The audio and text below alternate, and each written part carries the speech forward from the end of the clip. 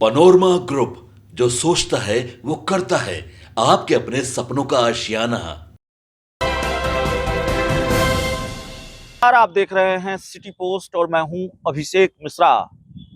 देखिए, कल बिहार विधानसभा उपचुनाव के नतीजे आने वाले हैं। बिहार में 4 विधानसभा सीटों पर चुनाव हुआ और 4 विधानसभा सीटों के उपचुनाव के नतीजे कल सुबह से आने लगेंगे। शुरुआती रुझान सामने आने लगेगा, दोपहर तक तस्वीर साफ हो जाएगी। वैसे तो बिहार में 243 सीटें हैं और इस उपचुनाव के नतीजों से बिहार में सरकार पर कोई फर्क नहीं पड़ेगा। न किसी की सरकार आनी है, न किसी की सरकार जानी है। सरकार पर कोई संकट भी नहीं है। सत्ताधारी पार्टी को नुकसान हुआ तो कोई सरकार को कोई नुकसान नहीं होगा, सरकार संकट में नहीं आएगी। और विपक्ष को अगर कोई फायदा हुआ तो फिर उनकी सरकार नहीं बनेगी। 243 सीटों में 4 सीटों पर सिर्फ उपचुनाव बिहार में हुए हैं और इस वजह से हुए क्योंकि यहाँ के जो विधायक हैं सांसद बन गए हैं। लेकिन बिल्कुल फर्क नहीं पड़ेगा, ये बात भी नहीं कही जा सकती।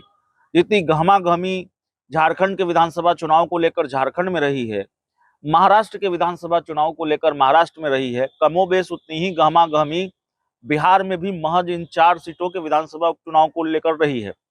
हर गठबंधन ने, हर राजनीतिक दल ने पूरी ताकत लगाई है और चाहे वो एनडीए हो, इंडिया गठबंधन हो, प्रशांत किशोर हो। और सबसे बड़ा सवाल तो इस उपचुनाव को लेकर प्रशांत किशोर को लेकर ही है कि प्रशांत किशोर, जिन्होंने अपनी पार्टी के स्थापना के दिन ही कहा कि वो 25 का इंतजार नहीं करेंगे, 2025 का इंतजार नहीं करेंगे, 2024 में ही वो बिहार की स्थापित पार्टियों को सल्टा देंगे, तो प्रशांत किशोर ये करने में कामयाब हो रहे हैं कि नहीं हो रहे हैं।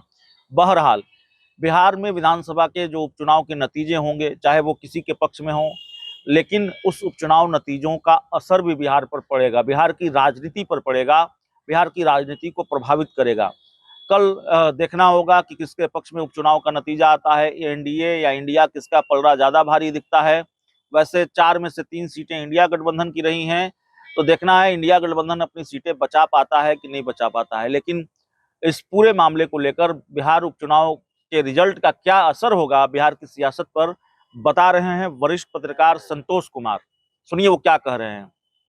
देखिए, उपचुनाव में बराबरी की लड़ाई है।